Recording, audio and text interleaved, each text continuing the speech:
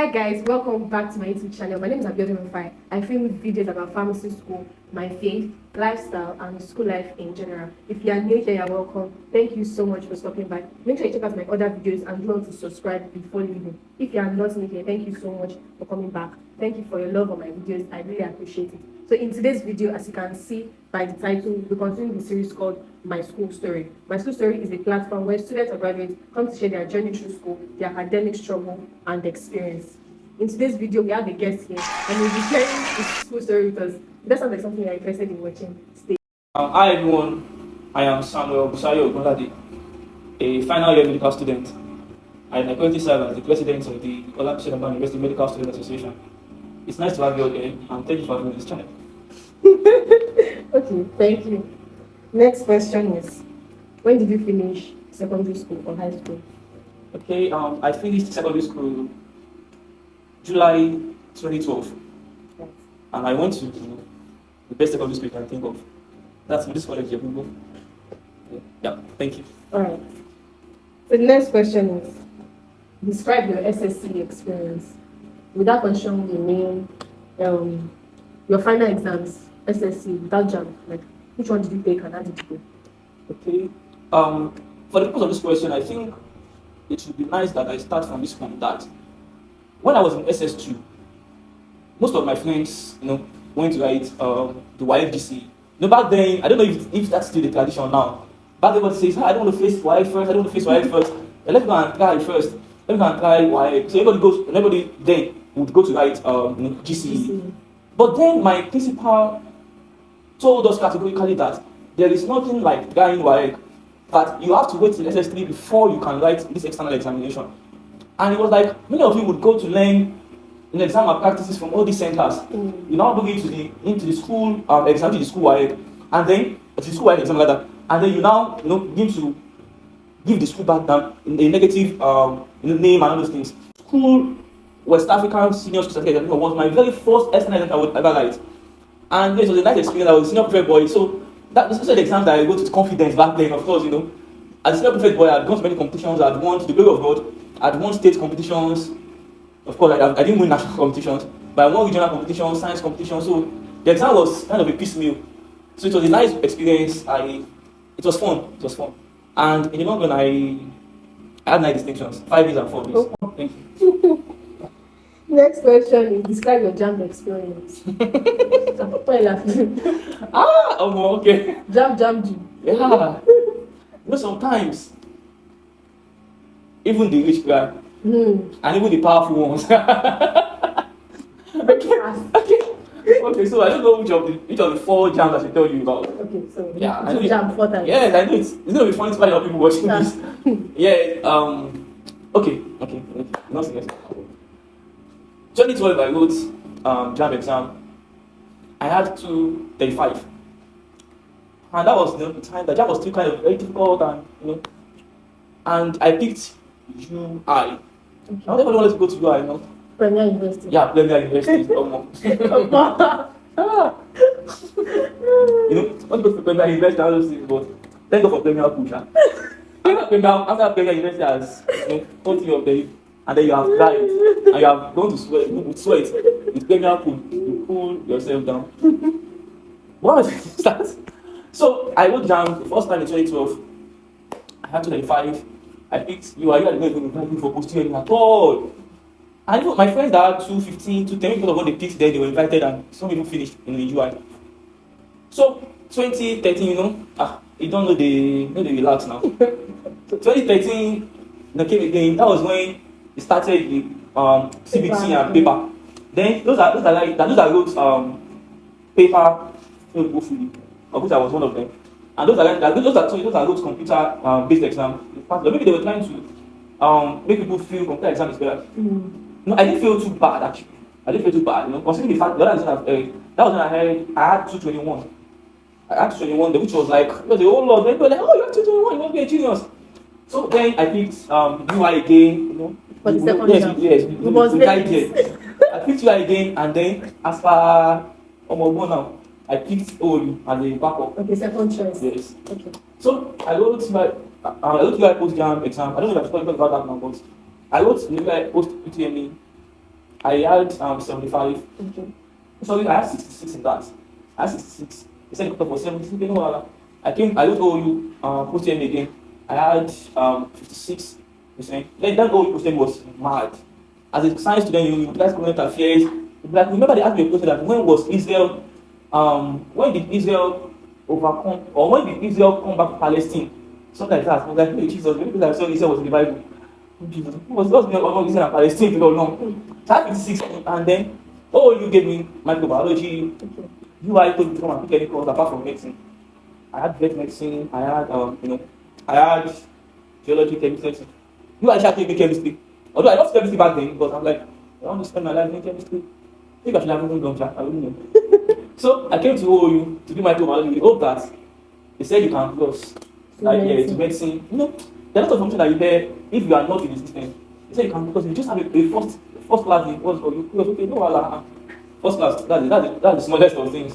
Came to OOU, but I still knew that I wanted to go to UI. I wanted to, I want to see that zoo. But I went to that zoo. I saw those. I want to go to play with all those animals when I'm less busy, all those things. 2014, I go jam again. While in OOU. While in OOU. 100 level. Yes. While in OOU, I go jam Canada again, and then I was already thinking that okay, I can cross for microbiology. I can also get medicine from UI. No strategy like now. 2 options. Yeah, no strategy. But now we proceed. Okay. I'm trying not to be emotional. So I got UI post them again. I had 75. Okay. I was like, they missed 70 last year. UI increased the stuff to 80. Wow. Got off to 80. That you can you don't come anywhere. You're funny enough. Before my YF exam, UI was grading the O level. Up to the time that I wrote those exams, they stopped grading O level. Okay. After I stopped picking them, they started grading O level again. Okay. Of which my O level was very strong. My O level was like 50 over 60 on its own. So they stopped grading O level. But that's just by the way. And I was saying, believing that I was not close, to medicine. From microbiology, yes. We heard that it's not more possible to cross to medicine. And I was only on first class. I was the best student in my department in microbiology. I was one of the best in the faculty. And they were like, oh, the department will not give this because you are their best students. And even medicine is looking for a way to draw people. How do you think they will accept you? Then that was when the reality dawned on me. Right. That I can't cross that. It's either I finish up microbiology or I jam again. 2015, I go jam again. In 200 level. Then, yes, when I was in 200 level, microbiology. And then I was like, I think it's enough. Picking UI, just go to yourself. And I picked OOU. I had the top jam, actually, I had 240. It's funny how I still remember all these figures. Because, in fact, I still remember my jam number for each of them. Wow. Yes. They were traumatizing times, But adversity makes a man. Yes. So I wrote jam again the 4th time, 2015, and I picked the OOU. In fact, my first choice OOU, my second choice OOU. I like, and I was still in microbiology, 200 level. I had 71 in jam. I had 72 in post jam. My aggregate was about 70%, and I heard that OOU used 57.3. At what you're ready for that.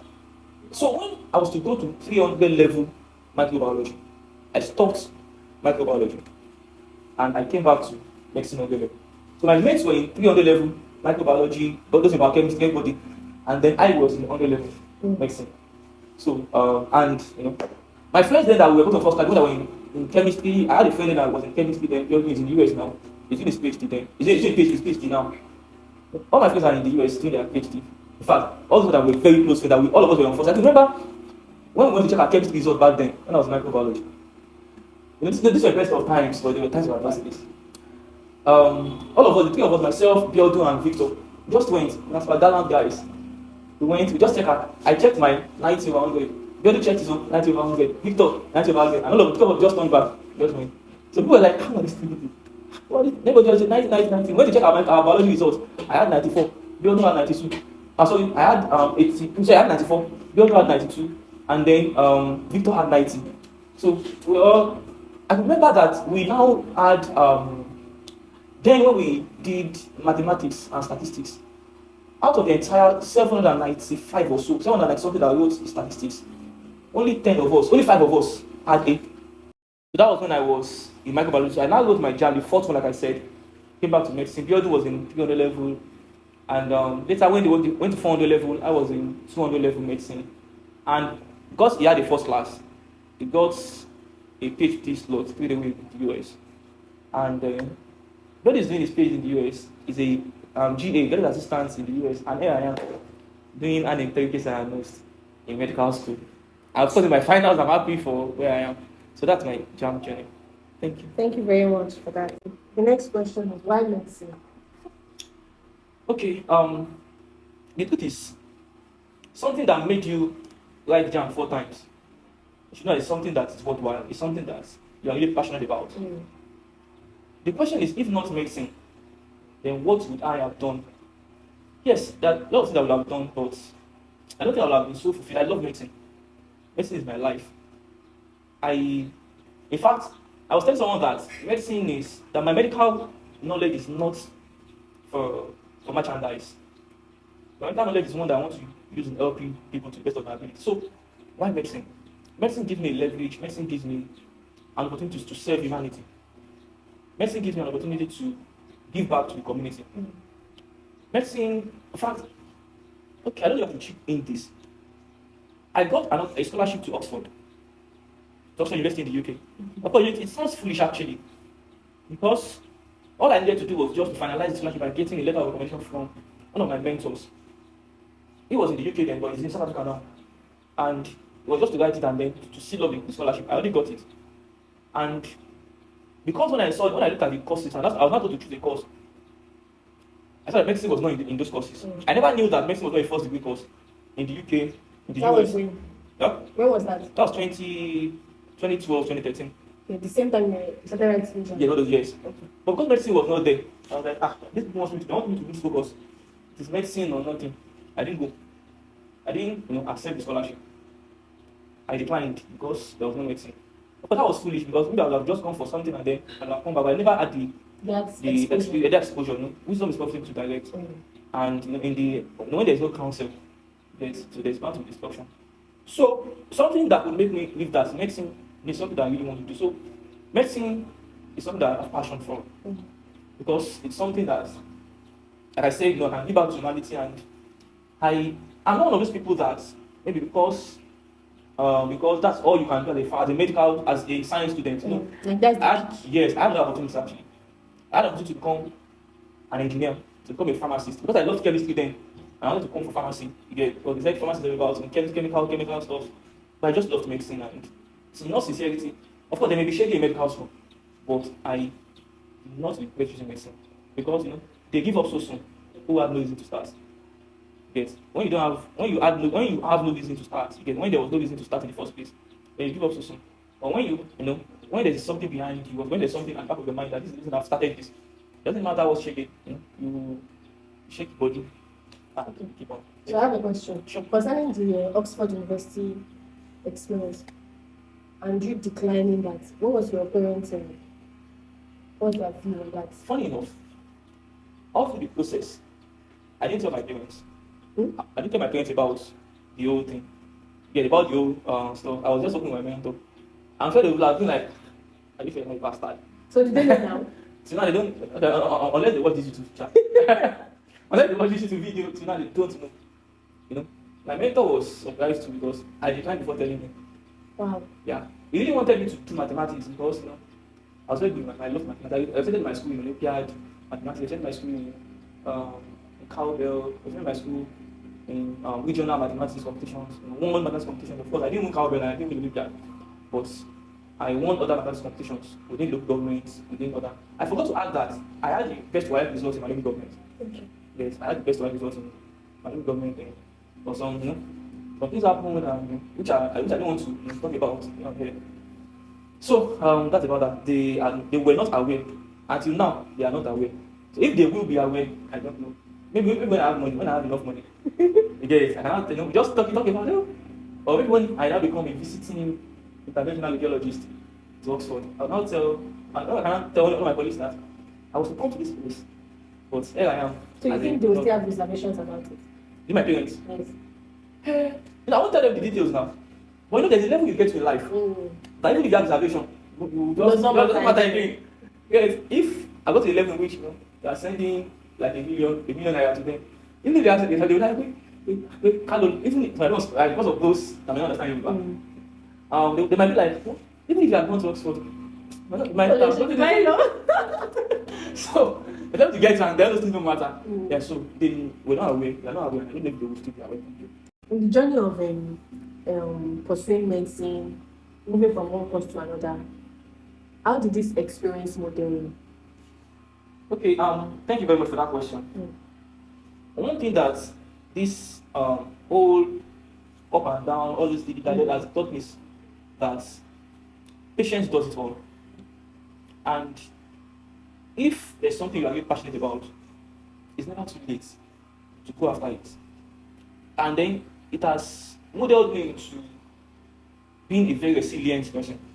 Sincerely, it is one of the highest level of resilience, because when you see people that are your mates leaving school, people that you grew up together, you're leaving school, and then people that were maybe your juniors, you get now in now there's some people in medical school now that when I was in secondary school, they were either not in secondary school at all, or they just came in. I can remember one lady was telling me, she's in medical school, I don't mention it, right?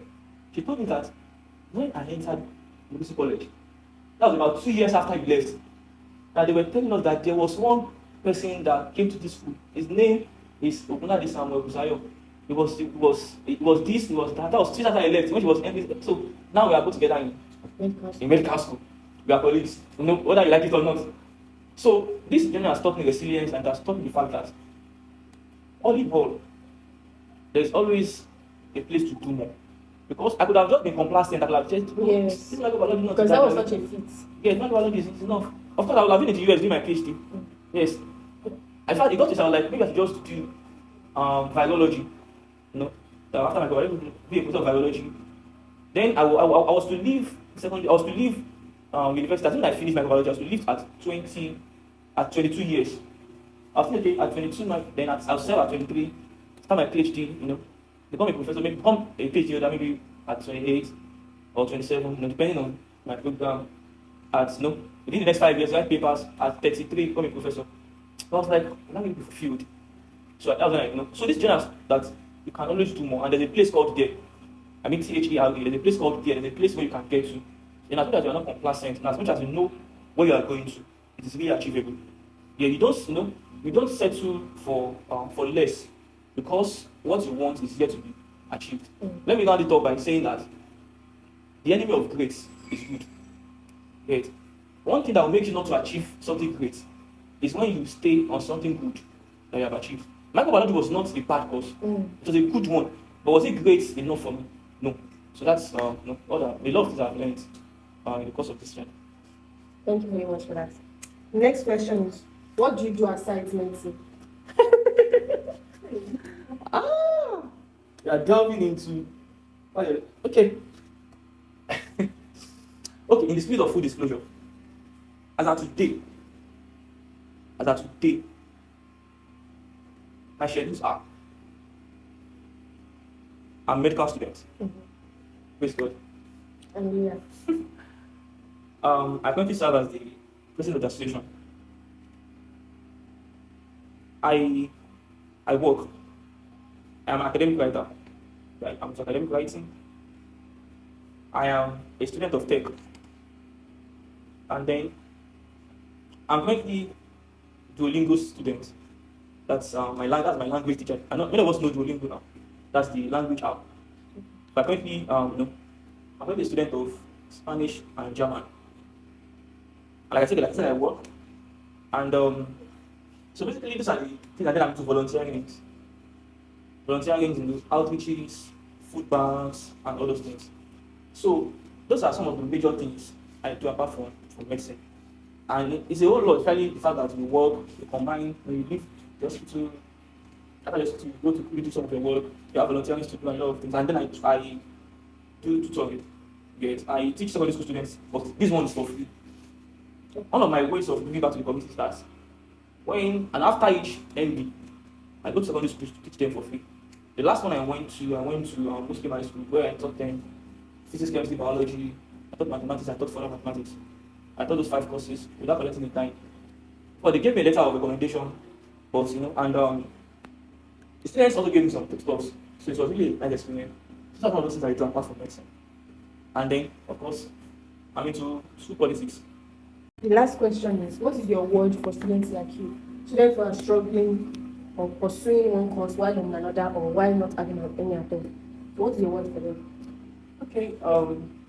The first thing is that know what you want. Only you can determine what you want. Once you know what you want, the next thing is that put in all the efforts to go after it. Because you will be happy in the next few years that you never give up. One thing I tell myself is that in the next 10 years, this ambition I want to make, will I be happy taking this decision? In the next 10 years, all these struggles, will they matter? So for those who are struggling to get into school or to struggling to get into a particular course, in as much as you know that that is what you want and that is God's will for you, please, it doesn't matter how long. It doesn't matter how long it takes to do it. In the long run, you will be glad you followed your passion. You'll be glad you followed your heart. And for those who are in medical school, pharmacy school, or students generally, and you are in that course that you want, or even before that, if you're in a course that you don't want, the Bible says that whatsoever your hand finds to do, do it with all your heart, all your might. That one that you have with you, do it so well. I didn't leave microbiology because I failed out. I left microbiology as a top student. So what that thing that you are doing now, do it so well. So that by the time you are coming to that thing that you want, you come in with that same energy. And for those who are already in whichever course that they really want, know that it is still not the end of the line. Yet it is just the beginning of yet another end in itself. So, and I wish us all the very best. Thank you so much for coming on this session. Thank you so much for watching. We'll see you in the next video. Bye. Thank you for having me. Thank you so much. Bye, everyone.